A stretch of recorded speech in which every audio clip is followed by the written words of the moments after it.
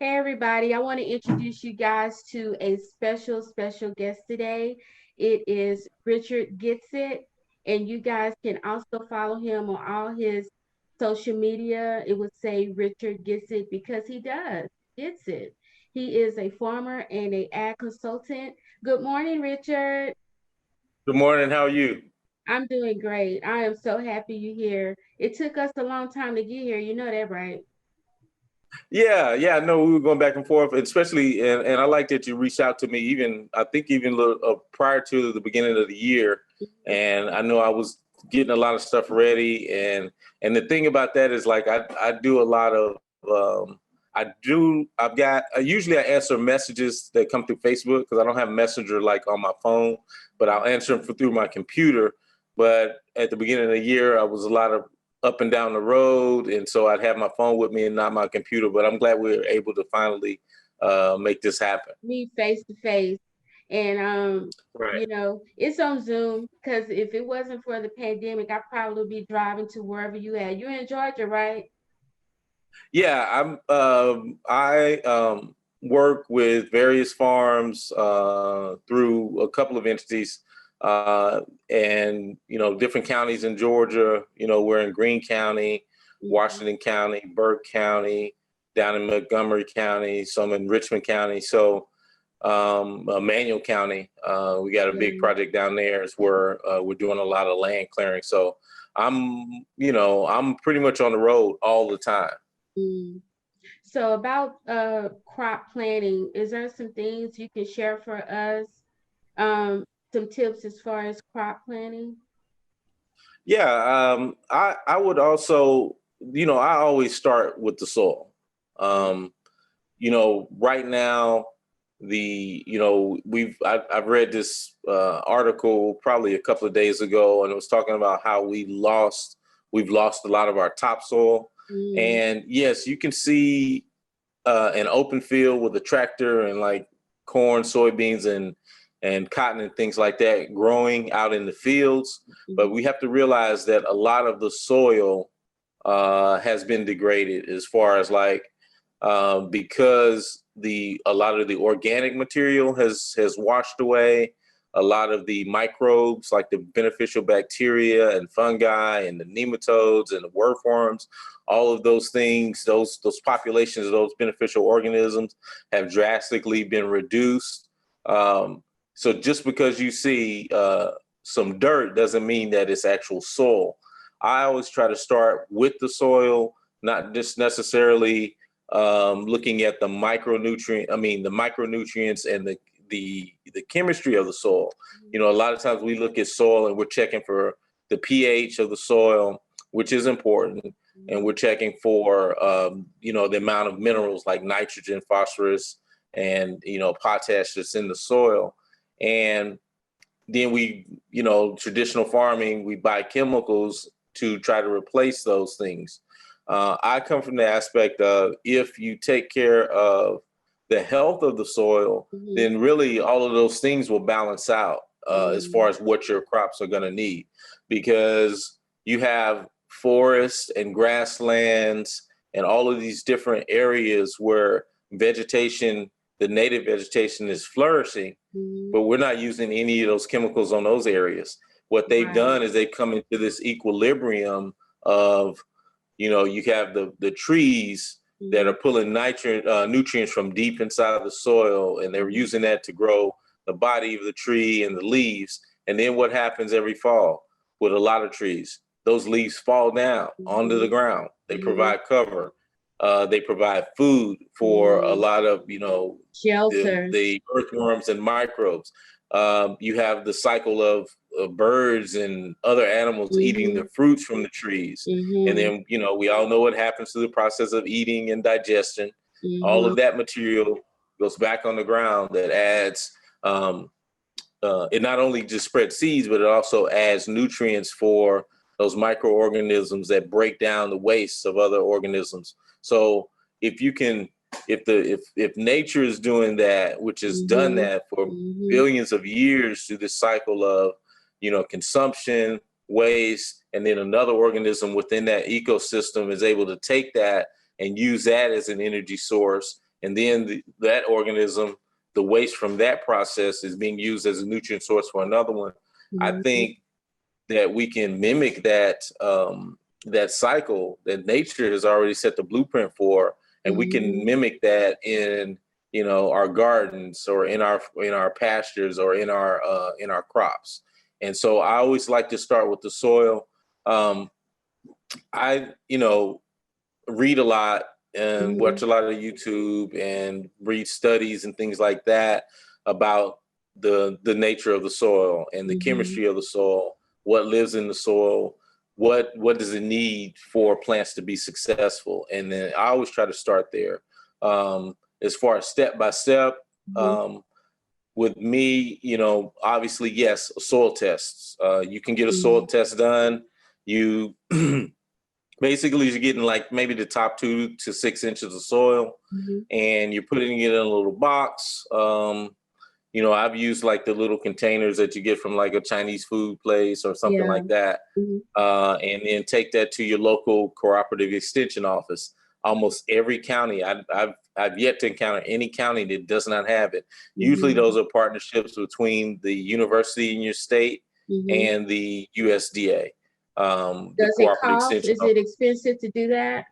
To get those yeah, well, there is a cost for it. It depends on the county. I've taken samples, let's just say in Fulton County, Georgia, and got those samples, and I think they're like $12 a sample. Let's just say like in Richmond County, which is the Augusta area, those are like, I think I paid like $8 a piece for them. And then it's important, huh? That's not too bad. No, and it, because the thing about it is like if you don't pay up front, you're gonna pay in the form of a lost crop or even a diminished crop if you don't have your soil right. Also, you can get extended testing. Like if you're getting or going into some new land and you don't know what was there before, what type of chemicals were used, or sometimes, especially in the urban farming areas, there may have been some type of industrial activity on that soil. So in addition to the, across the board test, I get a test for heavy metals. So because some of the plants may pull that into the body of the plant and even into their fruits. And then if you consume those, then you've ingested those heavy metals. Some of the things we don't want to deal with is like lead. Right.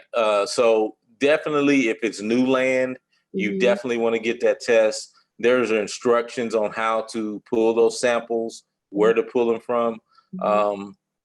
Sometimes like for a large field, I'll lay out a grid like on Google Maps and then put pinpoints in it and then actually walk those and identify those pinpoints and pull my samples there. And then you mix it together and then you create the individual samples. So let's just say like on 1 acre, I would kind of zigzag through the acre and pull actual soil, mix that together, and that would be my soil sample for that particular plot of land. Right. And if it's 10 acres, I would do that 10 times. Yeah. So, when you fill out those forms, and you'll see it's very straightforward. You'll get a very detailed report back, especially if you request some of those extended testing, like for heavy metals, which will be an additional fee. Then you can kind of start there and make your planning on, number one, do you need to do anything to the soil? Is there anything that you need to do to remediate, like chemicals like glyphosate?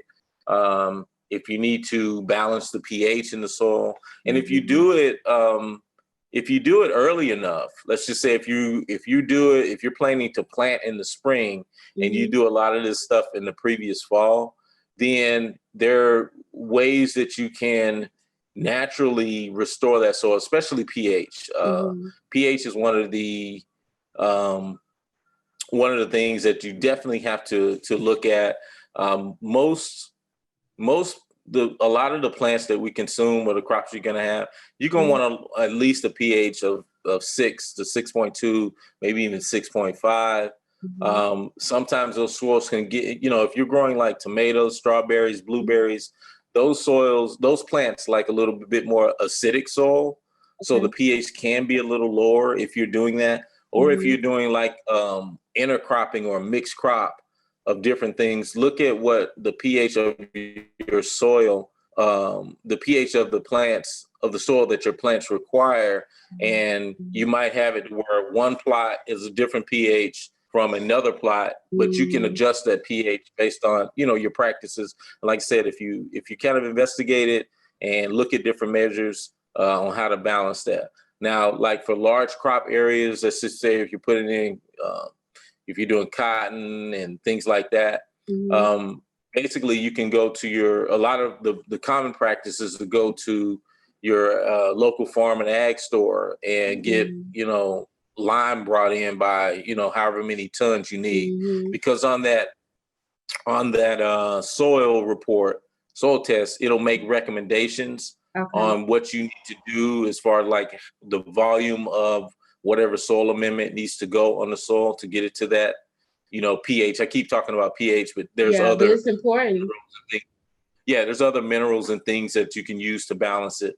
But one of the things that you can do, just like if you got, let's just say if you burn like wood in a fireplace. Okay. So you know where the wood is coming from. So there's not going to be chemicals in it. You're not burning anything like treated lumber or anything like that, just regular logs and things like that.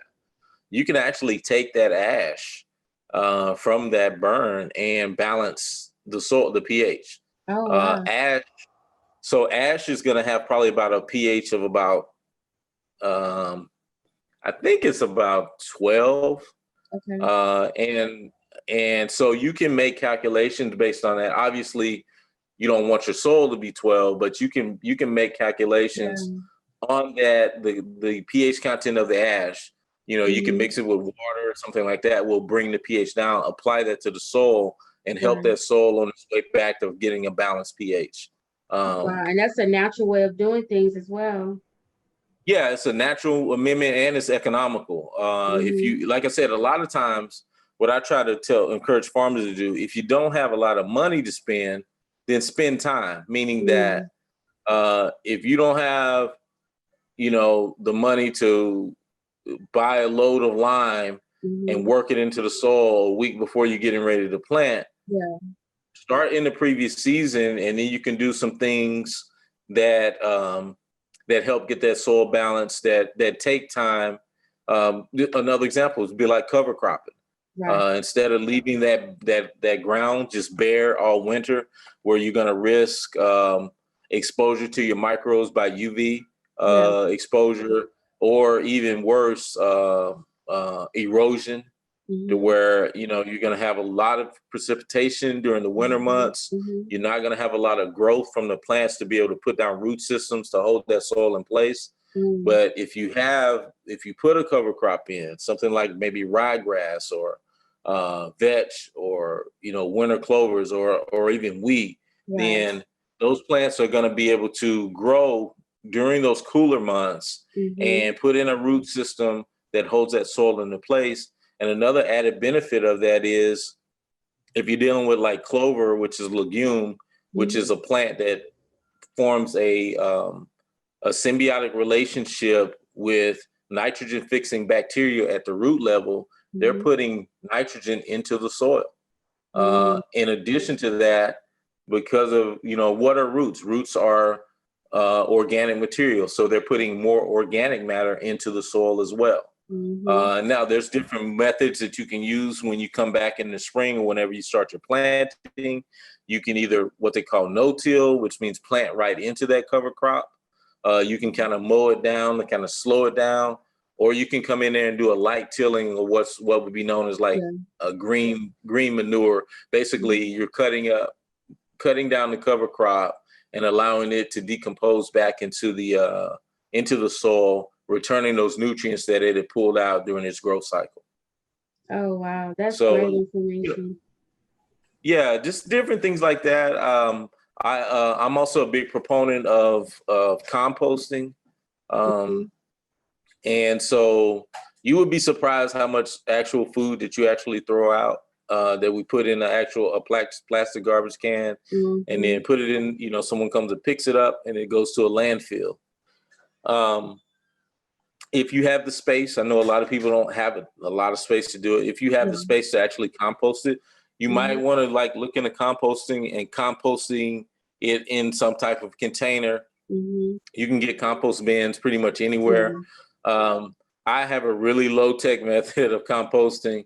I just, I'll put dig a hole or something like that in the backyard and then cover it up with leaves. That's one of the things about my backyard. I never rake up the leaves and haul them off. I'll compost them in the backyard, go down and rake them, but I'll mix them in with food scraps and things like that. One of the things you have to watch out for that, though, is bury it deep enough, especially if you have like any pets, because they may go and dig up the food or things like that. But there's so many ways to compost to turn what is our waste, our food, leftover scraps, into a beneficial soil amendment. But it's all about time. It's very, very low tech. I do vermicomposting as well, which means using earthworms. There's other methods of composting that I use that uses the larva of the black soldier fly, because you got two different organisms that can consume two different types of material. Just give you an example. So earthworms, they're really not gonna break down or like meat. Like if you got like scraps and meat, stuff like that. But black soldier fly larvae, they will. They're basically called like they're nicknamed the piranha of the compost pile. Yes, they're ugly little fat little grubby maggot looking worms. Little maggots, grubby maggots. But they really do work well. I like them because they eat a lot of the things that that the earthworms don't eat or can't eat. And, there's a debate on whether the earthworms are going to break down like citrus peels and things like that, or onions. But do those worms coexist? Okay. Or is it something separate? You have to separate it? Well, I do, but they can coexist. And this is why it's a balance between the two. The black soldier flies, they consume 2.5 times their weight in as far as eating per day. That means they have a very high metabolism, and they make that compost heap hot. Like you can literally see the heat coming off of it. The benefit of that is you're not going to have a lot of pathogenic like bacteria and things growing in it, because they're consuming this food scrap and this waste faster than you can get a bacterial infestation of it in that pile. Okay. So if you're thinking about things like E. coli or a lot of the non-beneficial anaerobic bacteria that can cause like, infection and, those things they call the putrid or bad smell, they will eat it before those bacteria and those microbes can even get established. So you're not going to have a bad smell. Also, these black soldier flies, they emit a pheromone that attracts other black soldier flies to deposit eggs there on the compost pile. But also that pheromone that they create wards off the common housefly. Okay. Because the common housefly will not lay in that pile because it knows that its larva will not be able to compete with the black housefly larva. The black soldier fly larva. Another benefit is that the black soldier fly larva spends most of its life cycle in the larval stage, and it's only an adult for like 3 or 4 days. And when it's an adult, it doesn't eat. It only drinks and mates. Okay. And then it'll die. It'll drink, mate, lay eggs back in the pile, the females, and then it'll die off. So because it doesn't eat, it's not going to, eat off of a piece of, excrement and then land on your food like a housefly would. So it's not a disease vector. It's not gonna carry disease. So very, very beneficial. I was just amazed at what they can eat. as far as like I put in, you put in meat scraps, dairy, bread, those things that the earthworms do not like, citrus, onions. I've even, gone through the yard and kind of picked up the yard after the dog and put that in there. Yeah. And it just really, really breaks that stuff down. Now, on the flip side, is when you're asking about can they coexist, because they keep that pile hot. Earthworms don't like the heat. Right. Okay. So you can keep them, but you got to have some type of, not necessarily a impenetrable barrier, but have a barrier to where the earthworms can kind of move over and do their own thing. Right. What I did when I really got into this, what I did, because, okay, going back to what the black soldier flies can consume, they can consume just about everything except for the fiber. So I can put a banana in there and they'll clean that banana out, but the banana peel is left. Oh, wow. That's interesting. But they will, who can eat that fiber? The earthworms can. Yeah. So what I've done is, like, I've had the food scraps and then have an environment for the black soldier flies in the middle so they can move in and out of that pile, and then come behind with some dirt, and that's where the earthworms can live. Because once the black soldier flies move out, they've basically eaten everything down to the fiber or just totally consumed it, and then they've left their waste. Then the earthworms can come in there and consume that. Right. So it's like a little cycle of recycling, basically. Yeah. And then, but on the other hand, too, the different temperature variances. When you get below 50 degrees outside, the black soldier flies basically go dormant. So they're not going to be active. The earthworms will still be active. Yeah. Okay. So you can do it. I have a question it's a though good mix. about the getting the soil tested. If you were not going to plant a crop, but you just wanted to have farm animals, is it important to test the soil? Yes, it is, because if you're going to have farm animals, let's just say goats, chickens, cattle, you're going to want them to have something to eat. Okay. So, there's this movement now that livestock farmers are essentially grass farmers. And it goes back to, if you got good grass, you're going to have good animals. But in order to have good grass, you got to have good soil. So yes, and then you got to determine on what you're actually going to be growing, and at what time. So right now, like, you may have some cool season grasses in there, like rye, wheat, clover, whereas that's going to go dormant or even just die off when it gets warmer. So you're going to want to have something like maybe Bermuda grass, because during the summer months, that Bermuda grass is going to be probably your main source of forage, and then be able to manage it. But the good thing about that is, if you have the grass there and you manage it, meaning that you're able to move your animals around, where they're not eating the grass all the way down to nothing.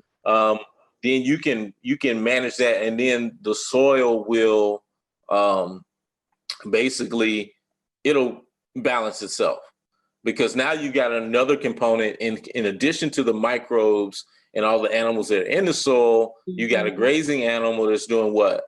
Taking that vegetation, eating it, digesting it, especially a ruminant like cows and goats and sheep. Yeah. Basically, their stomachs are like fermentation vats. Basically, there's a lot of microbial activity inside the intestines and the digestive tracts of these animals, and they're going to deposit that back onto the ground, which is going to give you beneficial microbes getting in the soil. So they're just another part of that cycle, which they're taking and breaking down these fibrous plants, extracting the nutrients they need, adding the microbes that they have in their bodies, and then putting that back on the ground. Okay. That's great So, information. yeah, I would say you want to do a soil test, even if you're going to graze animals. Okay. Now, if you got soil that's going to need help, then and you have a good way to do it. Let's Mm-hmm. just say if you have access to quality hay and Okay. forage, Mm-hmm.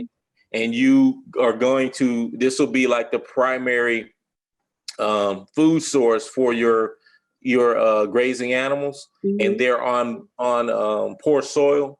Okay. Well, essentially, what you've done, if you've got hay, you've brought in a food source or another carbon or fiber source from somewhere else, Mm-hmm. and then you're feeding it to your animals there on your place, and Mm-hmm. then they're eating it and depositing it there. So Right. you're almost kind of bringing in soil amendments that are going to be consumed and passed through the systems of these animals and deposited on your ground.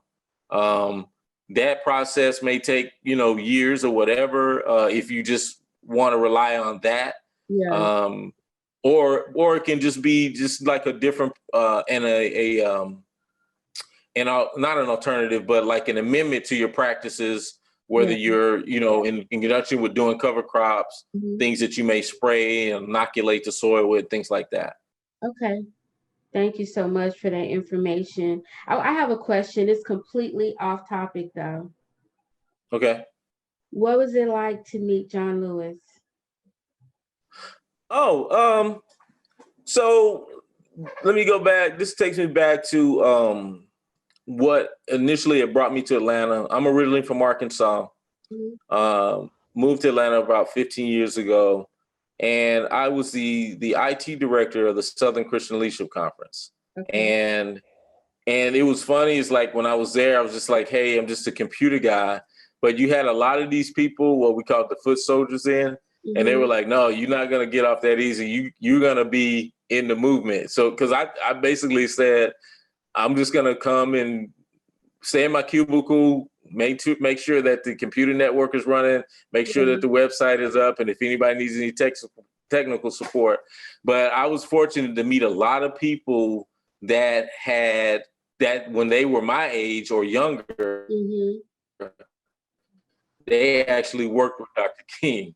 And so they still had that spirit and they still passed it on. So they were like, no, you got to get out here. And so I was fortunate enough to be able to be part of the planning and, Mm-hmm. participate in the planning and the logistics for the march in Selma. See, a lot Oh. of people see that's actually an SCLC event. I didn't realize it. And then there's like when in Selma, they have this whole thing called Jubilee. So it's not just the march across the bridge. Mm-hmm. There's a whole lot of different activities and Mm-hmm. I celebrations didn't know and that. Yeah. memorials going on Mm-hmm. during that weekend, and then Yeah. those building up to it, and that like basically the whole all of Dallas County, Alabama is like Mm-hmm. is full of people. Mm-hmm. And so just being able, so I was able to meet him there. And then later on, I worked with the Georgia State Legislature. Mm-hmm. And so in Georgia, no matter what, when there's certain offices, when you run for them, you have Yeah. to go to the state capitol to qualify, basically to register to run again. Okay. And that's when I actually got to meet him face to face and take that picture with him. It was qualifying day. And so I Okay. took a picture with him there. But other civil rights leaders, I actually got to work very, very close with. And like C.T. Vivian, who actually passed on the same day Mm-hmm. as John Lewis. C.T. Wow. Vivian, when I was at Southern Christian Leadership Conference, C.T. Mm-hmm. Vivian was on the board of directors. And Mm-hmm. as you know, he was one of the lieutenants for Dr. King. Yeah. And I mean, all the way up until he passed away. And then, I worked very close with like he's got a real good guy that worked with him like on a daily basis, Don Rivers. Mm-hmm. Me and Don really had a good relationship. But sometimes like for the board meetings, I would have to drive from downtown Mm-hmm. over to, if you know Atlanta, like over in the I, li- Cascade I area. I live in Atlanta. Okay, so Dr. Vivian lived on the Cascade area. So Okay. I would go pick him up and then bring him back to the board meeting, and it would be like, I mean, this was like when he was in his like 80s and 90s, but still sharp as a tack, like, Wow. and good sound body and mind, Mm-hmm. and he would just talk, and I was just sitting there I taking know, it all just in. But soaking it in. Yes. yeah, and it was just so good to hear that. I remember because there was another board member, Reverend Bolden. Mm-hmm. And Reverend Bolden, I think, is in that picture with Dr. King at the pool table. Okay. I think if he's not in that picture, that's when the Reverend Bolden actually met Dr. King. But back in the day, Reverend Bolden, and this is what Dr. Vivian was telling me, that Reverend Bolden was a real strong, like almost like muscled up person. Yeah. And they were in, and I hope I get this right. I think they were in either St. Augustine or Jacksonville, and they were integrating a swimming pool. Oh. They were integrating a swimming pool. And Dr. Vivian, he was saying that he himself did not know how to swim, but he got in that water. Right. And then when they were attacked, there was somebody trying to hold him down in the water. And he was talking about how he appreciated how strong that Reverend Bolden was, that he was able, Reverend Bolden grabbed his attacker and him, Dr. Vivian, and pulled them both out of the water. And so it was just like things like that were, like I said, obviously because of my age, I did not march with Dr. King or anything like that. But all of those people a lot of those people that did, that were there still at the SCLC when I got there. That's awesome. Miss Orange, Reverend Orange's wife, she was there. I mean, just a lot of folks that what within that community that they call the foot soldiers were that I got to meet. Got me to the legislature, and then able to work with some legislatures, one of which he is a reverend, but he's a state rep, Carl Gilliard out of 162 down in Savannah, who's one of the authors of the hemp bill. And so I worked with him on doing research and things like that on that bill, and then it subsequently passed. And then during that time, I would just call people back home in Arkansas and say, look, hemp is legal federally. A lot of these states are actually making it legal. I know we have family land back home, and then that ended up me calling people in Georgia and just getting the conversation going to kind of educating people on how to the license requirements, what it would be.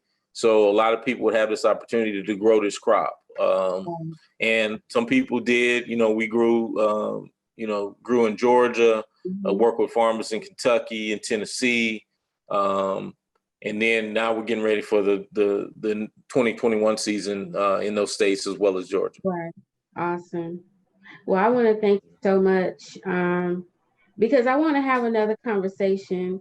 I want to talk about the hemp growing, but I know you're a busy guy. I don't want to consume all your time today, but hopefully we can have another conversation about hemp growing, and definitely. We can get some knowledge. Yeah, definitely. Because there's so many things about this plant and that people should know. I know with the history, people have really associated with marijuana, but there's a lot of other things in the history of the plant and a lot of potential in the future of the plant as well. Okay. Thank you, Richard. All right, you're welcome. Thanks for having me. For teaching us all about the crop planting and the soil, because there's no crop without good soil, right? So yeah, I always start with the soil, and I mean because that's going to be the life where the plant spends its life, until you get ready to harvest and use it. So yeah. Well, until next time, thank you so much. All right, thank you.